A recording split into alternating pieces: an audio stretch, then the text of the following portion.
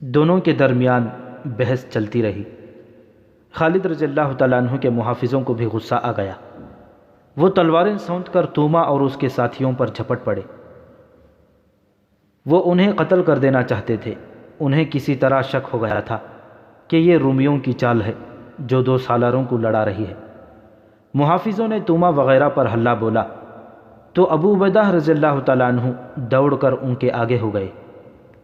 خبردار، ابو عبیدہ رضی اللہ تعالیٰ عنہ نے کہا، پہلے کچھ فیصلہ ہونے دو۔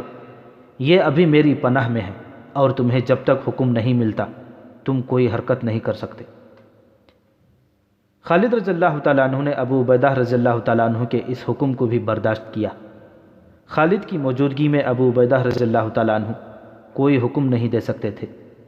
یہ صورتحال مسلمانوں کے لیے اچھی نہیں تھی۔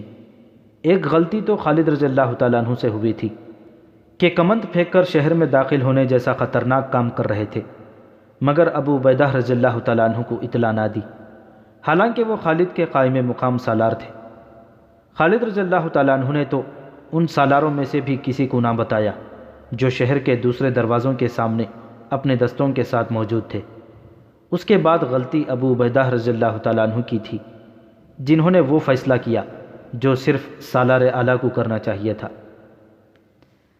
خالد اور ابو عبیدہ کے درمیان یہ جھگڑا ان کی انا کا مسئلہ بن کر کوئی ناگوار صورت اختیار کر سکتا تھا، لیکن یہ اس دور کا واقعہ ہے جب مسلمان آپس کے کسی جھگڑے کو ذاتی مسئلہ نہیں بنایا کرتے تھے اور ان کے حاکم اپنے آپ کو آج کے حاکموں کی طرح نہیں سمجھا کرتے تھے۔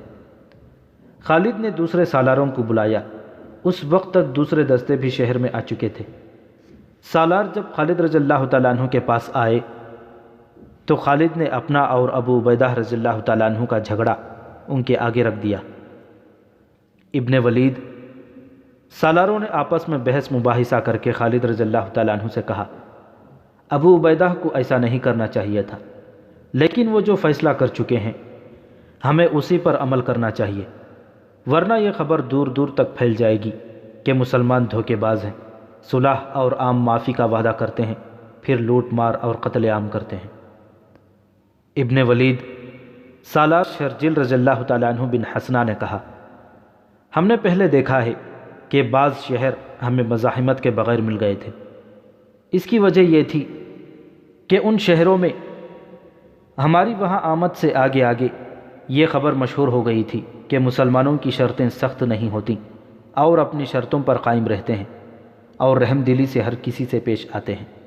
ابن ولید، ہمیں اس روایت کو برقرار رکھنا چاہیے، ورنہ پھر کوئی شہر ہمیں آسانی سے نہیں مل سکے گا۔ خدا کی قسم، خالد رضی اللہ تعالیٰ عنہ نے غصے کو دباتے ہوئے کہا، تم سب نے مجھے مجبور کر دیا ہے۔ رومی سالار طومہ اور حربیس ذرا دور کھڑے اپنی قسمت کے فیصلے کا انتظار کر رہے تھے۔ خالد رضی اللہ تعالیٰ عنہ نے ان کی طرف دیکھا تو غصہ پھر تیز ہو گیا۔ میں تم سب کا فیصلہ قبول کرتا ہوں، خالد رضی اللہ تعالیٰ عنہ نے کہا، لیکن ان دونوں رومی سالاروں کو نہیں چھوڑوں گا، میں انہیں زندہ رہنے کا حق نہیں دے سکتا۔ تجھ پر اللہ کی رحمت ہو ولید کے بیٹے، ابو عبیدہ رضی اللہ تعالیٰ عنہ نے کہا، انہی دونوں کے ساتھ تو میرا معاہدہ ہوا ہے اور انہی کو میں نے حفاظت کی ضمانت دی ہے۔ میرے فیصلے کو تو نے قبول کر ہی لیا ہے تو ان دونوں کو بھی جانے دے۔ تیرے عہد نے انہیں میرے ہاتھ سے بچا لیا ہے، خالد رضی اللہ تعالیٰ عنہ نے غضبناک آواز میں کہا، لیکن یہ دونوں اللہ کی لعنت سے نہیں بچ سکیں گے۔ ایک اور مورخ بلازری نے لکھا ہے کہ طومہ اور حربیس کے پاس ایک آدمی کھڑا تھا جو عربی زبان سمجھتا اور بولتا تھا۔ وہ مسلمان سالاروں کی باتیں سن کر طومہ اور حربیس کو رومی زبان میں سناتا جا رہا تھا۔ آخر انہیں عام معافی کے فیصلے سے آگاہ کیا گیا۔ آپ سب نے ہم پر احسان کیا ہے۔ طومہ نے خالد رضی اللہ تعالیٰ عنہ اور ابو عبیدہ رضی اللہ تعالیٰ عنہ کا شکر ادا کیا اور کہا، ہمیں اجازت دی جائے کہ اپنی منزل تک ہم اپنی پسند کے راستے سے جا سکیں۔ ابو عبیدہ نے خالد رضی اللہ تعالیٰ عنہ کی طرف دیکھا کہ وہ جواب دیں گے، لیکن خالد نے منہ پھیر لیا۔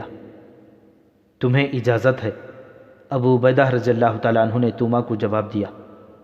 جس راستے پر چاہو جا سکتے ہو، لیکن یہ بھی سن لو، تم جہاں رکو گے یا جہاں قیام کرو گے، اگر ہم نے اس جگہ پر قبضہ کر لیا تو ہم سے اپنی حفاظت کی توقع نہ رکھنا۔ تمہارے ساتھ جو معاہدہ کیا جا رہا ہے یہ صرف اس مقام تک ہے جہاں تم جا رہے ہو، یہ دوستی کا معاہدہ نہیں۔ اگر معاہدہ عارضی ہے تو میری ایک درخواست اور ہے۔ توما نے کہا، ہمیں 3 دنوں کی مہلت دی جائے کہ ہم اپنی منزل پر پہنچ جائیں۔ 3 دنوں بعد ہم معاہدے کو ختم سمجھیں گے، پھر ہم تمہارے ساتھ جو سلوک کرنا چاہیں گے کریں گے۔ خالد رضی اللہ تعالیٰ عنہ گرج کر بولے، آپ ہمیں قتل کر سکتے ہیں۔ توما نے کہا، ہمیں پکڑ کر اپنا غلام بنا سکتے ہیں، یہ بھی منظور ہے۔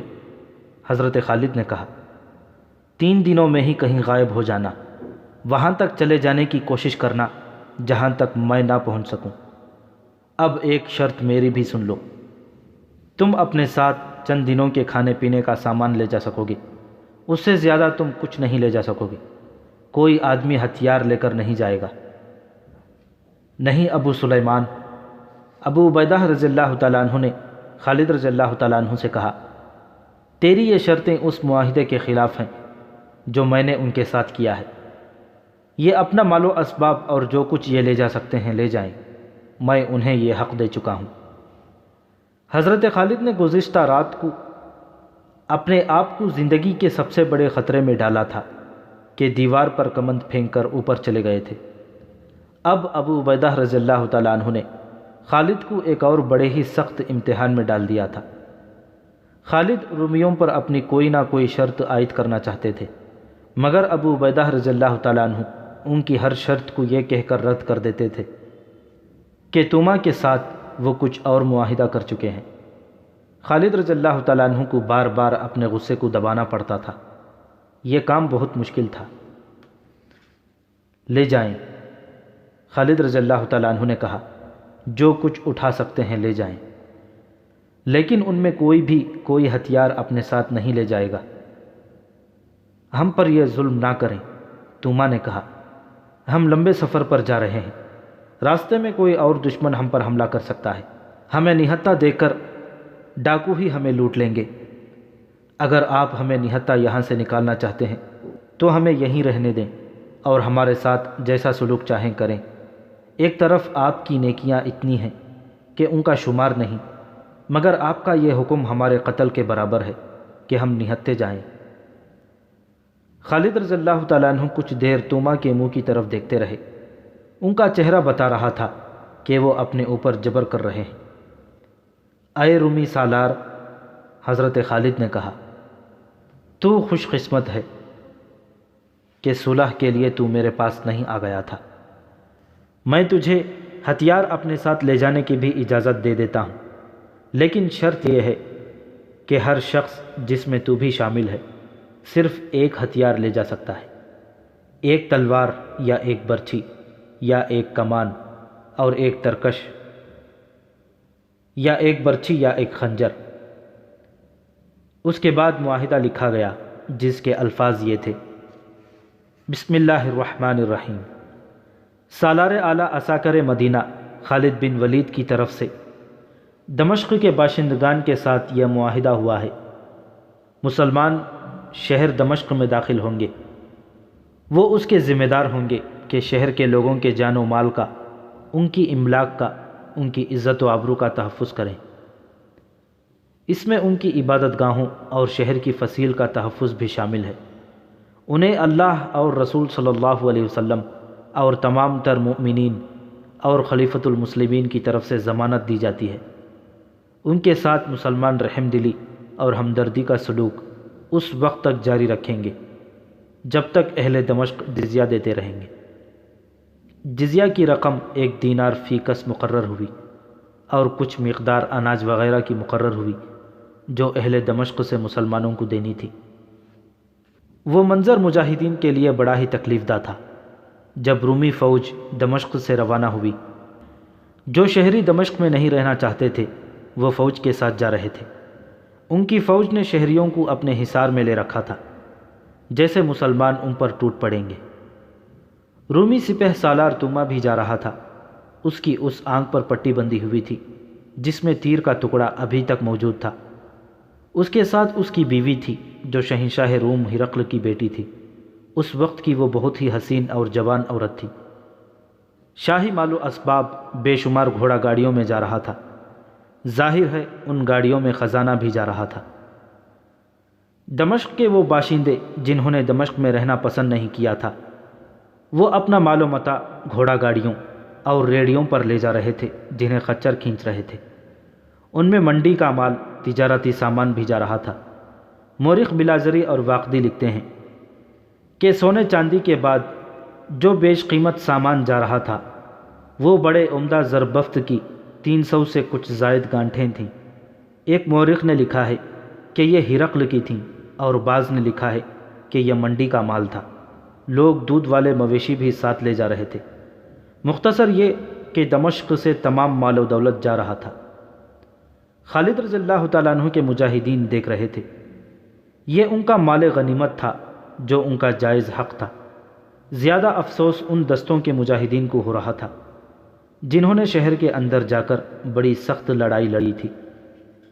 اس سے بھی زیادہ افسوس ان 100 جان بازوں کو تھا جن میں سے 50 کمندوں سے دیوار پر گئے تھے اور باقی 50 دروازہ کھلتے ہی سب سے پہلے اندر گئے تھے۔ ان سب نے لڑ کر شہر لیا تھا۔ حضرت خالد کا اپنا یہ حال تھا کہ دمشق سے جانے والے مال و اسباب کو دیکھ دیکھ کر غصے سے ان کا چہرہ سرخ ہو گیا تھا۔ انہوں نے اپنے مجاہدین کو دیکھا۔ ان کے چہروں پر افسردگی اور غصے کے تاثرات صاف نظر آ رہے تھے۔ بعض کے تاثرات تو ایسے تھے جیسے وہ دمشق سے جانے والوں پر حلہ بول دیں گے اور اپنا حق وصول کر لیں گے۔ مورخ واقدی اور ابن قتیبہ نے لکھا ہے کہ خالد رضی اللہ تعالیٰ عنہ کے لیے اپنے غصے پر قابو پانا محال ہو رہا تھا۔ آخر انہوں نے دونوں ہاتھ آگے اور اوپر کر کے آسمان کی طرف دیکھا اور ذرا اونچی آواز میں کہا، یا اللہ، یہ سامان تو تیرے مجاہدین کا تھا، یہ انہیں دے دے۔ خالد کی جذباتی حالت ٹھیک نہیں تھی۔ سالار محترم، خالد رضی اللہ تعالیٰ عنہ کو اپنے قریب آواز سنائی دی، آپ کو دمشق مبارک ہو۔ خالد رضی اللہ تعالیٰ عنہ نے ادھر دیکھا۔ وہ یونس ابن مرقس تھا۔ اسے دیکھ کر خالد کو یاد آیا کہ اس شخص نے اس لڑکی کی خاطر دمشق فتح کرا دیا تھا جس کے ساتھ اس کی شادی ہو چکی تھی، لیکن لڑکی کے ماں باپ اسے یونس بن مرقس کے ساتھ نہیں بھیج رہے تھے۔ ابن مرقس، خالد رضی اللہ تعالیٰ عنہ نے کہا، دمشق تجھے مبارک ہو، یہ کارنامہ تیرا ہے۔ تو نہ ہوتا تو ہم اس شہر میں داخل نہیں ہو سکتے تھے، لیکن میں نے جسے حاصل کرنے کے لیے اپنے آپ کو خطرے میں ڈالا اور یہاں کی بادشاہی ختم کرا دی ہے وہ مجھے نہیں ملی۔ کیا اس کے ماں باپ یہی ہیں؟ خالد رضی اللہ تعالیٰ عنہ نے پوچھا۔ وہ چلے گئے ہیں، یونس ابن مرقس نے جواب دیا۔ میں لڑکی سے ملا تھا، اسے کہا کہ وہ ماں باپ کو بتائے بغیر میرے ساتھ آ جائے۔ میری محبت اس کی روح میں اتری ہوئی ہے۔ وہ فوراً تیار ہو گئی، لیکن کہنے لگی کہ مسلمان آ گئے ہیں، یہ مجھے اپنے ساتھ لے جائیں گے، پھر تم کیا کرو گے؟ میں نے اسے کہا کہ میں بھی مسلمان ہوں، تم اب محفوظ ہو۔ اس نے حیران ہو کر پوچھا کہ تم نے یہ کیوں کہا ہے کہ تم بھی مسلمان ہو؟ میں نے اسے بتایا کہ میں مسلمان ہو چکا ہوں۔ اتنا سننا تھا کہ وہ بالکل ہی بدل گئی۔ کہنے لگی، اپنے مذہب میں واپس آ جاؤ۔ میں نے اسلام کی خوبیاں بیان کی تو اس نے کہا، اگر تم اپنے مذہب میں واپس نہیں آؤ گے تو میری محبت نفرت میں بدل جائے گی۔ میں نے کہا کہ محبت مذہب کو نہیں دیکھا کرتی۔ میں نے یہ بھی کہا کہ میں اب مسلمان ہی رہوں گا۔ اس نے کہا، میں قسم کھاتی ہوں کہ آج کے بعد تمہاری شکل دیکھنا بھی گوارا نہیں کروں گی۔ میں دمشق سے جا رہی ہوں۔ اور وہ چلی گئی۔ کیا تم بھی اس کی محبت کو نفرت میں نہیں بدل سکتے؟ خالد رضی اللہ تعالیٰ عنہ نے پوچھا۔ نہیں محترم سالار، یونس بن مرقس نے کہا، میری محبت ایسی نہیں۔ یہ لڑکی جو مجھے نہ ملی تو میں شاید پاگل ہو جاؤں گا۔ میں نے آپ کو ایک شہر دیا ہے، کیا آپ مجھے ایک لڑکی نہیں دلا سکتے؟ وہ میری بیوی ہے، آپ نے میرے ساتھ وعدہ کیا تھا۔ آپ چاہیں تو اپنا ایک دستہ بھیج کر لڑکی کو زبردستی لا سکتے ہیں، آپ فاتح ہیں۔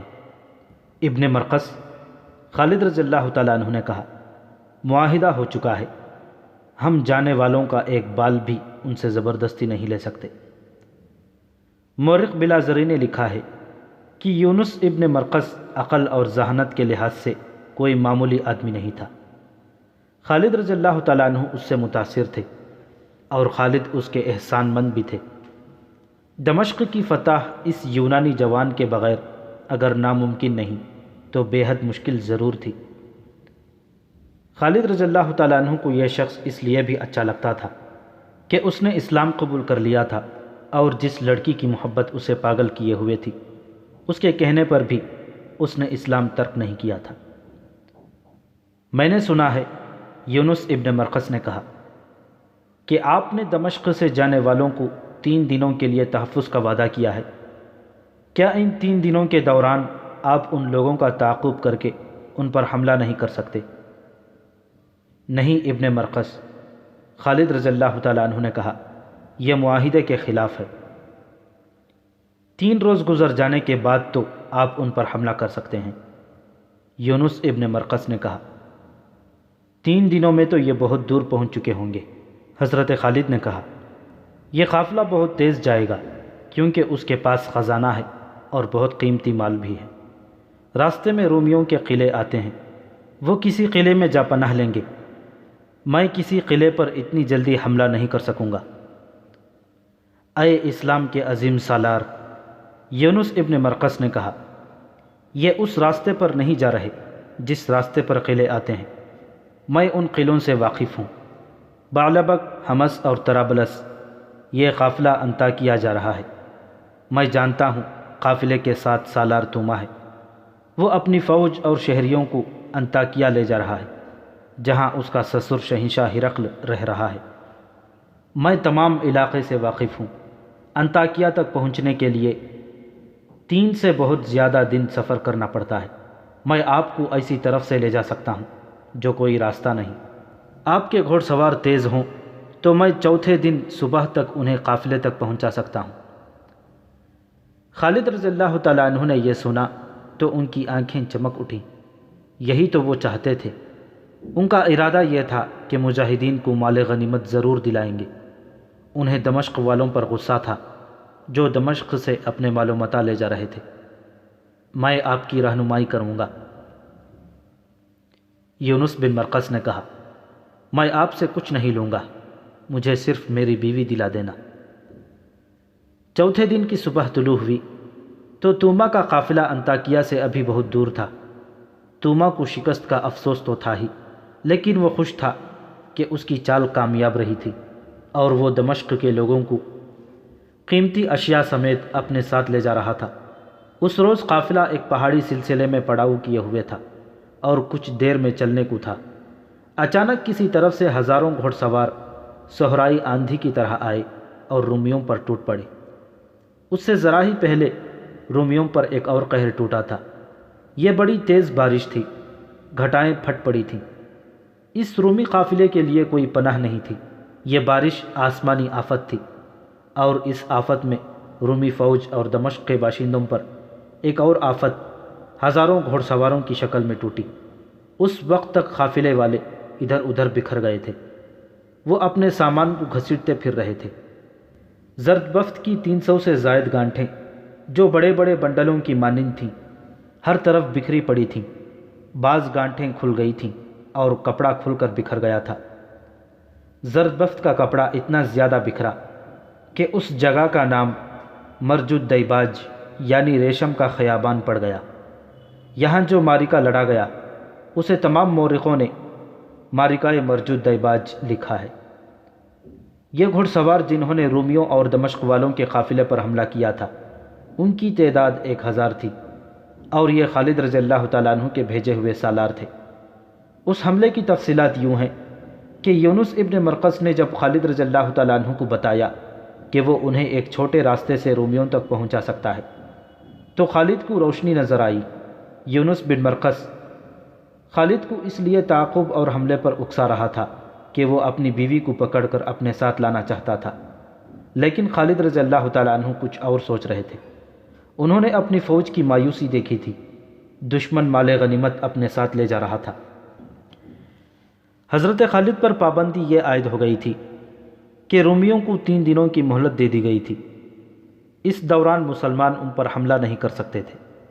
3 دنوں میں رومیوں کو کسی نہ کسی پناہ میں پہنچ جانا تھا، لیکن یونس بن مرقس کہتا تھا کہ قافلہ انطاکیہ جا رہا ہے اور یونس اسے راستے میں پکڑوا سکتا ہے۔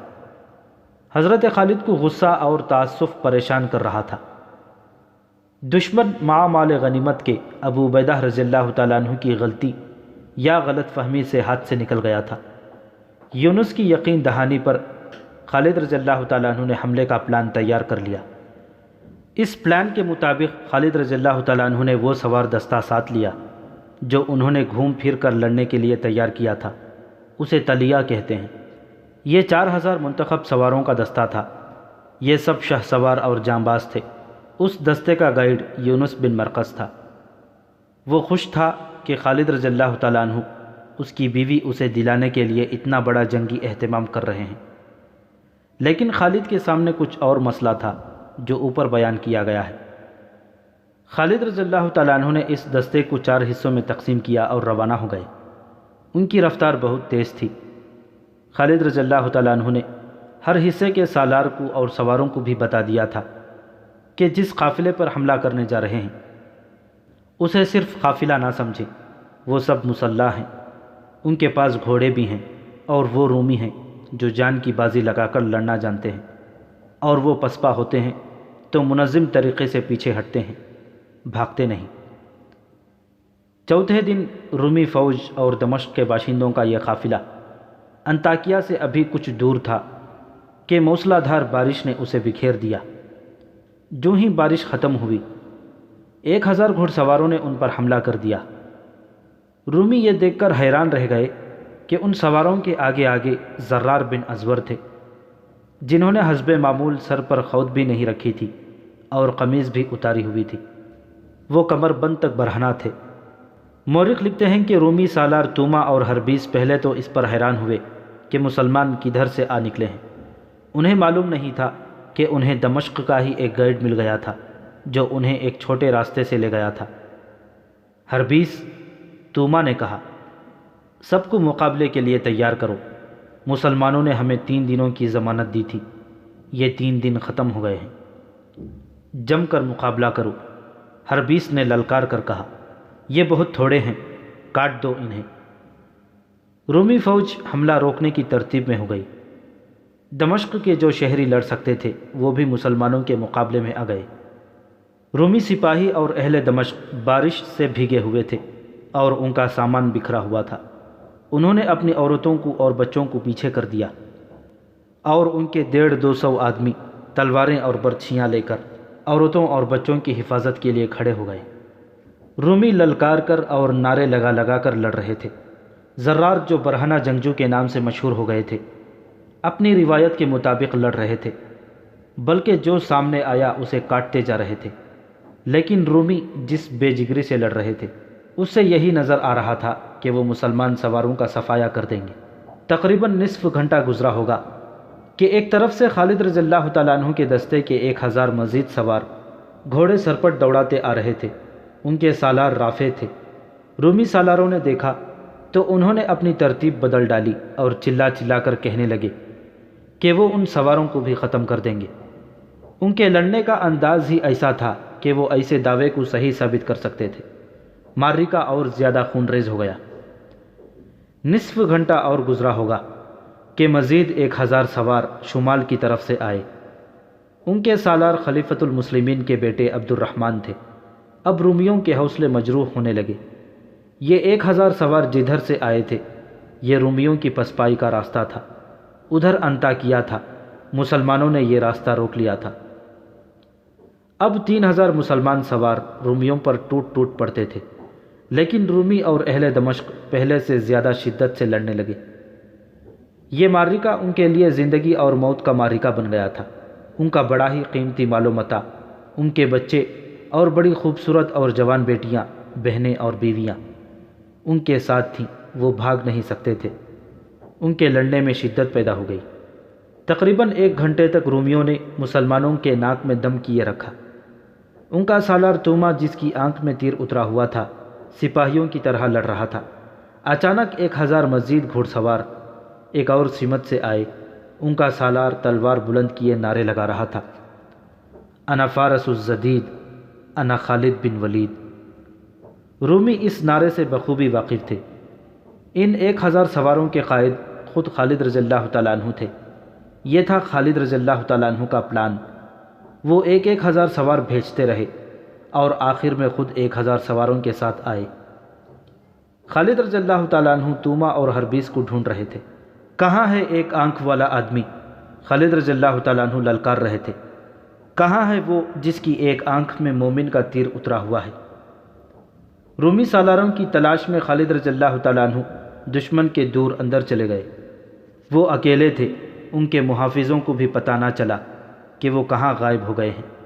ابن ابی بکر، حضرت خالد کا ایک محافظ، سالار عبد الرحمن رضی اللہ تعالیٰ عنہ کو دیکھ کر ان تک پہنچا اور لڑائی کے شور و غل میں چلا کر بولا، سالار اعلیٰ کا کچھ پتہ نہیں، اکیلے آگے چلے گئے ہیں۔ نہیں نہیں، عبد الرحمن رضی اللہ تعالیٰ عنہ نے گھبرا کر کہا، ابن ولید لاپتہ نہیں ہو سکتا، اللہ کی تلوار گر نہیں سکتی۔ عبد الرحمن نے کچھ سواروں کو ساتھ لیا، بے طرح اور بے خطر اس طرف گئے جدھر خالد رضی اللہ تعالیٰ عنہ چلے گئے تھے۔ لڑائی ایسی تھی جیسے سوار گتھم گتھا ہو گئے ہوں۔ عبد الرحمن ان میں راستے بناتے خالد رضی اللہ تعالیٰ عنہ کو ڈھونڈنے لگے۔ دیکھا کہ خالد رضی اللہ تعالیٰ عنہ دشمن کے قلب میں پہنچے ہوئے تھے اور وہ توما کو اور دوسرے رومی سالار ہربیس کو ہلاک کر چکے تھے اور اب رومیوں کے نرغے سے نکلنے کی کوشش کر رہے تھے۔ ان کی یہ کوشش کامیاب نہیں ہو سکتی تھی کیونکہ رومی زیادہ تھے۔ یہ خالد تھے جو ابھی تک ہر وار بچا رہے تھے۔ رومیوں کے ہاتھوں ان کی شہادت یقینی تھی۔ عبد الرحمن اپنے سواروں کے ساتھ پہنچ گئے اور رومیوں پر ایسا زوردار حملہ کیا کہ ان میں سے کئی ایک کو ہلاک کر دیا اور خالد رضی اللہ تعالیٰ عنہ کو وہاں سے زندہ نکال لائے۔ اس معرکے کی صورت ایسی بن گئی تھی کہ کوئی ترتیب نہیں رہی۔ یہ کھلی لڑائی تھی جو لڑنے والے اپنے اپنے انداز سے انفرادی طور پر لڑ رہے تھے۔ مسلمان سواروں کی کمزوری یہ تھی کہ ان کی تعداد کم تھی، اس لیے وہ رومیوں اور اہل دمشق کی اتنی زیادہ نفری کو گھیرے میں نہیں لے سکتے تھے۔ اس سے یہ ہوا کہ رومی اپنے سالاروں کی ہلاکت کے بعد ایک ایک دو دو معرکے میں سے نکلنے لگے۔ وہ علاقہ پہاڑی تھا اور کھڈ نالے بھی تھے۔ رومی وہیں کہیں غائب ہوتے گئے اور انطاکیہ کی طرف نکل گئے۔ اس طرح معرکہ آہستہ آہستہ ختم ہو گیا۔ خالد کے حکم سے عورتوں کو گھیرے میں لے لیا گیا۔ کچھ عورتیں بھاگ گئی تھیں۔ عورتوں کے ساتھ کئی آدمیوں کو بھی قیدی بنا لیا گیا۔ اس قافلے کے ساتھ جو مال و اموال، خزانہ اور دیگر قیمتی سامان جا رہا تھا وہ سب وہیں رہ گیا۔ یہ مجاہدین کا مال غنیمت تھا۔ وہاں ایک حادثہ یوں ہوا کہ یونس ابن مرقس اپنی بیوی کو ڈھونڈتا پھر رہا تھا۔ وہ اسے نظر آ گئی۔ وہ اس کی طرف دوڑا۔ لڑکی بھاگ نکلی لیکن وہ کہیں جا نہیں سکتی تھی کیونکہ سب عورتیں مسلمان سواروں کے گھیرے میں تھیں۔ لڑکی نے جب دیکھا کہ کوئی راہ فرار نہیں اور یونس جو مسلمان ہو چکا تھا اسے پکڑ لے گا، تو اس نے اپنے کپڑوں کے اندر ہاتھ ڈالا اور خنجر نکال لیا۔ یونس کے پہنچنے تک لڑکی نے خنجر اپنے سینے میں گھونپ لیا۔ وہ گری اور یونس اسے اٹھانے لگا۔ جا ابن مرقس، لڑکی نے کہا، میرا خاوند مسلمان نہیں ہو سکتا، اور وہ مر گئی۔ یونس ابن مرقس دھاڑے مار مار کر رونے لگا۔ اس لڑکی کی خاطر اس نے دمشق مسلمانوں کو دلوایا تھا، پھر یہ خون ریز معرکہ لڑا گیا تھا، مگر لڑکی نے اپنا خون بہا کر اس کی محبت کا خون کر دیا۔ مسلمان سواروں نے اپنے شہیدوں کی لاشوں اور زخمیوں کو اٹھایا، مال غنیمت رومیوں کی گھوڑا گاڑیوں پر لادا، عورتوں اور بچوں کو مرے ہوئے رومیوں کے گھوڑوں پر بٹھایا اور دمشق کو چل پڑے۔ یہ اگلی صبح تھی۔ جب مال غنیمت وغیرہ اکٹھا کیا جا رہا تھا اس وقت خالد رضی اللہ تعالیٰ عنہ عورتوں کے قریب جا کر احکام دے رہے تھے۔ انہیں یونس ابن مرقس اپنی طرف آتا دکھائی دیا۔ اس سے پوچھا کہ اسے اپنی بیوی ملی ہے یا نہیں۔ مل گئی ہے، یونس نے روتے ہوئے جواب دیا، لیکن زندہ نہیں، اس نے اپنے خنجر سے اپنے آپ کو مار دیا ہے۔ غم نہ کر ابن مرقس، خالد رضی اللہ تعالیٰ عنہ نے کہا، تو اس سے زیادہ قیمتی انعام کا حقدار ہے، آ میں تجھے اس سے زیادہ خوبصورت بیوی دوں گا۔ خالد رضی اللہ تعالیٰ عنہ نے اسے ایک رومی عورت دکھائی جو جوان تھی اور جس کا حسن لاجواب تھا۔ اس کا لباس ریشم کا تھا اور اس کے گلے میں بڑا ہی قیمتی ہار تھا۔ یہ تیرا مال غنیمت ہے۔ خالد رضی اللہ تعالیٰ عنہ نے اسے حسن کا یہ پیکر دکھا کر کہا، میں اس کے ساتھ تیری شادی کرا دوں گا۔ نہیں سالار محترم، یونس ابن مرقس نے گھبرائے ہوئے لہجے میں کہا، میں اس کے ساتھ شادی نہیں کر سکتا۔ آپ شاید نہیں جانتے، یہ شہنشاہ ہرقل کی بیٹی ہے، یہ ان کے سالار توما کی بیوی ہے۔ اب یہ کسی شہنشاہ کی بیٹی نہیں۔ خالد رضی اللہ تعالیٰ عنہ نے کہا، اب یہ تیری بیوی ہوگی، یہ مجھے واپس کرنی پڑے گی۔ یونس ابن مرقس نے کہا، ہرقل اپنی بیٹی کو واپس لینے کے لیے اپنی تمام تر سلطنت کی فوج اکٹھی کر کے دمشق پر حملہ کر دے گا۔ ایسا نہیں کرے گا تو فدیہ ادا کر کے اسے آپ سے واپس لے لے گا۔ خالد رضی اللہ تعالیٰ عنہ خاموش ہو گئے۔ اگلی صبح خالد واپس روانہ ہوئے۔ وہ بہت خوش تھے، انہوں نے معاہدہ نہیں توڑا تھا اور اپنا مقصد بھی پورا کر لیا تھا۔ دمشق تک جانے والا راستہ آدھا طے ہوا تھا کہ انطاکیہ کی طرف سے 12-14 گھوڑ سوار آئے۔ وہ رومی تھے، ان میں ایک اونچی حیثیت کا معلوم ہوتا تھا۔ وہ خالد سے ملنا چاہتا تھا، اسے خالد رضی اللہ تعالیٰ عنہ تک پہنچا دیا گیا۔ میں شہنشاہ ہرقل کا ایلچی ہوں، اس نے کہا، اور یہ میرے محافظ ہیں۔ میں امن سے آیا ہوں، اس امید کے ساتھ کہ آپ سے بھی مجھے امن اور دوستی ملے گی۔ کیا پیغام لائے ہو؟ خالد رضی اللہ تعالیٰ عنہ نے پوچھا۔ شہنشاہ ہرقل کو اطلاع مل گئی ہے کہ آپ نے ہماری فوج اور دمشق سے ہجرت کرنے والوں پر حملہ کیا ہے۔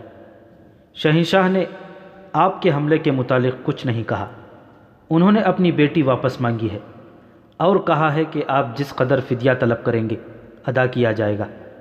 شہنشاہ نے یہ بھی کہا ہے کہ آپ فیاض اور کشادہ ظرف ہیں، اگر آپ فدیہ نہ لینا چاہیں تو میری بیٹی مجھے بخش دیں۔ ہرقل نے خالد رضی اللہ تعالیٰ عنہ کو فیاض اور کشادہ ظرف کہہ کر ان کی خوشامدی نہیں کی تھی۔ وہی خالد جو میدان جنگ میں دشمن کے لیے قہر تھے، میدان کے باہر اتنے ہی حلیم اور فیاض تھے۔ اگر تمہارے شہنشاہ نے بخشش مانگی ہے تو اس کی بیٹی کو بخشش کے طور پر لے جاؤ، خالد رضی اللہ تعالیٰ عنہ نے ایلچی سے کہا، اور رکابوں پر کھڑے ہو کر بلند آواز سے حکم دیا، رومیوں کے شہنشاہ ہرقل کی بیٹی کو اس کے ایلچی کے حوالے کر دو۔ خدا کی قسم، میں نے تم سب کی طرف سے اسے بخشش کے طور پر چھوڑ دیا ہے۔ ہمیں ہرقل کی سلطنت چاہیے، اس کی بیٹی نہیں۔ ہرقل کی بیٹی اس کے سفیر کے ساتھ چلی گئی۔ یونس ابن مرقس نے ٹھیک کہا تھا کہ ہرقل ہر قیمت پر اپنی بیٹی واپس لے لے گا۔ یونس کو خالد رضی اللہ تعالیٰ عنہ نے اپنے حصے کے مال غنیمت میں سے بے انداز انعام دینا چاہا، لیکن اس نے صاف انکار کر دیا اور کہا کہ وہ باقی عمر شادی نہیں کرے گا۔ بعد میں اس نے اپنی زندگی اسلام اور جہاد کے لیے وقف کر دی تھی، لیکن اس کی زندگی صرف 2 سال کی تھی۔ وہ جنگ یرموک میں شہید ہو گیا تھا۔ حضرت خالد جب مال غنیمت کے ساتھ دمشق میں داخل ہوئے تو ان کی فوج نے دیوانہ وار ان کا استقبال کیا۔ وہ کامیاب لوٹے تھے۔ خالد نے پہلا کام یہ کیا کہ امیر المؤمنین حضرت ابوبکر صدیق رضی اللہ تعالیٰ عنہ کے نام بڑا لمبا پیغام لکھوایا، جس میں انہیں دمشق کی فتح کی خوشخبری سنائی۔ یہ بھی لکھا کہ وہ دمشق میں کس طرح داخل ہوئے تھے اور ابو عبیدہ رضی اللہ تعالیٰ عنہ نے کیا غلطی کی تھی۔ انہوں نے تفصیل سے لکھا کہ وہ کس طرح رومیوں کے پیچھے گئے اور ان کے سالار توما اور ہربیس کو ہلاک کیا، پھر ہرقل کی بیٹی کس طرح واپس کی، مال غنیمت کے متعلق لکھا کہ اس کا 5واں حصہ خلافت کے لیے جلدی بھیج دیا جائے گا۔ حضرت خالد نے یہ پیغام اکتوبر 634 عیسوی کی پہلی تاریخ 2 شعبان 13 ہجری کے روز بھیجا تھا۔ قاصد روانہ ہو گیا۔ کئی گھنٹے گزر گئے تو ابو عبیدہ رضی اللہ تعالیٰ عنہ خالد کے کمرے میں آئے۔ ابو عبیدہ مغبوم تھے۔ خالد نے پوچھا کہ ان کا چہرہ ملول کیوں ہے؟ ابن ولید ابو عبیدہ رضی اللہ تعالیٰ عنہ نے بوجھل آواز میں کہا، خلیفہ ابو بکر فوت ہو گئے ہیں اور اب عمر خلیفہ ہیں۔ خالد رضی اللہ تعالیٰ عنہ سن ہو کے رہ گئے اور کچھ دیر ابو عبیدہ رضی اللہ تعالیٰ عنہ کے منہ پر نظریں جمائے رہے۔ کب فوت ہوئے ہیں؟ خالد نے سرگوشی میں یوں پوچھا جیسے سسکیاں لے رہے ہوں۔ 22 جمادی الاخر کے روز، ابو عبیدہ رضی اللہ تعالیٰ عنہ نے جواب دیا۔ یہ تاریخ 22 اگست 634 عیسوی کی تھی۔ حضرت ابو بکر صدیق رضی اللہ تعالیٰ عنہ کو فوت ہوئے 1 مہینہ اور 8 دن ہو گئے تھے۔ اطلاع اتنی دیر سے کیوں آئی ہے؟ اطلاع جلدی آ گئی تھی، ابو عبیدہ رضی اللہ تعالیٰ عنہ نے جواب دیا۔ مدینہ سے قاصد آیا تو اس نے دیکھا کہ ہم نے دمشق کا محاصرہ کر رکھا ہے۔ اس نے سوچا کہ محاصرے کے دوران یہ اطلاع دی تو اپنے لشکر میں کوحرام بپا ہو جائے گا اور اس کا محاصرے پر بہت برا اثر پڑے گا۔ اس نے صرف یہ بتایا کہ مدینہ میں خیریت ہے اور کمک آ رہی ہے۔ 1-2 دنوں بعد اس نے پیغام مجھے دے دیا اور چلا گیا۔ میں نے پڑھا اور یہی بہتر سمجھا کہ دمشق کا فیصلہ ہو جائے تو تجھے اور لشکر کو اطلاع دوں۔ ابو عبیدہ رضی اللہ تعالیٰ عنہ نے نئے خلیفہ کا خط جو ابو عبیدہ کے نام لکھا گیا تھا خالد کو دے کر کہا، اور یہ وہ خبر ہے جو میں تجھے لڑائی ختم ہونے تک نہیں دینا چاہتا تھا۔ خالد پڑھنے لگے، یہ خلیفہ حضرت عمر رضی اللہ تعالیٰ عنہ نے ابو عبیدہ رضی اللہ تعالیٰ عنہ کو لکھا تھا۔ خلیفۃ المسلمین عمر کی طرف سے ابو عبیدہ کے نام، بسم اللہ الرحمن الرحیم۔ میں تجھے اللہ سے ڈرتے رہنے کی نصیحت کرتا ہوں۔ اللہ لا زوال ہے جو ہمیں گمراہی سے بچاتا ہے اور اندھیرے میں روشنی دکھاتا ہے۔ میں تمہیں خالد بن ولید کی جگہ وہاں کے تمام لشکر کا سپہ سالار مقرر کرتا ہوں۔ فوراً اپنی جگہ لو۔ ذاتی مفاد کے لیے مؤمنین کو کسی مشکل میں نہ ڈالنا، انہیں اس پڑاؤ پر نہ ٹھہرانا جس کے متعلق تو نے پہلے دیکھ بھال نہ کر لی ہو۔ کسی لڑائی کے لیے دستوں کو اس وقت بھیجنا جب وہ پوری طرح منظم ہوں، اور کوئی فیصلہ نہ کرنا جس سے مومنین کا جانی نقصان ہو۔ اللہ نے تجھے میری آزمائش کا اور مجھے تیری آزمائش کا ذریعہ بنایا ہے۔ دنیاوی لالچوں سے بچے رہنا، کہیں ایسا نہ ہو کہ جس طرح تجھ سے پہلے تباہ ہوئے ہیں تو طمع سے تباہ ہو جائے۔ تو جانتا ہے وہ اپنے رتبے سے کس طرح گرے گا۔ اس خط کا مطلب یہ تھا کہ خلیفۃ المسلمین عمر رضی اللہ تعالیٰ عنہ نے خالد رضی اللہ تعالیٰ عنہ کو سپہ سالاری سے معزول کر دیا تھا۔ اب ابو عبیدہ رضی اللہ تعالیٰ عنہ سپہ سالار تھے، بلکہ وہ 1 مہینہ 8 دن پہلے سے سپہ سالار تھے۔ اللہ کی رحمت ہو ابو بکر پر۔ خالد رضی اللہ تعالیٰ عنہ نے خط ابو عبیدہ کو دے کر کہا، وہ زندہ ہوتے تو میرا یہ انجام نہ ہوتا۔ مورخ یعقوبی اور واقدی لکھتے ہیں کہ اللہ کی تلوار جھک گئی تھی۔ اس رات خالد نہ سو سکے۔ ابو بکر رضی اللہ تعالیٰ عنہ کو یاد کرتے اور روتے رہے۔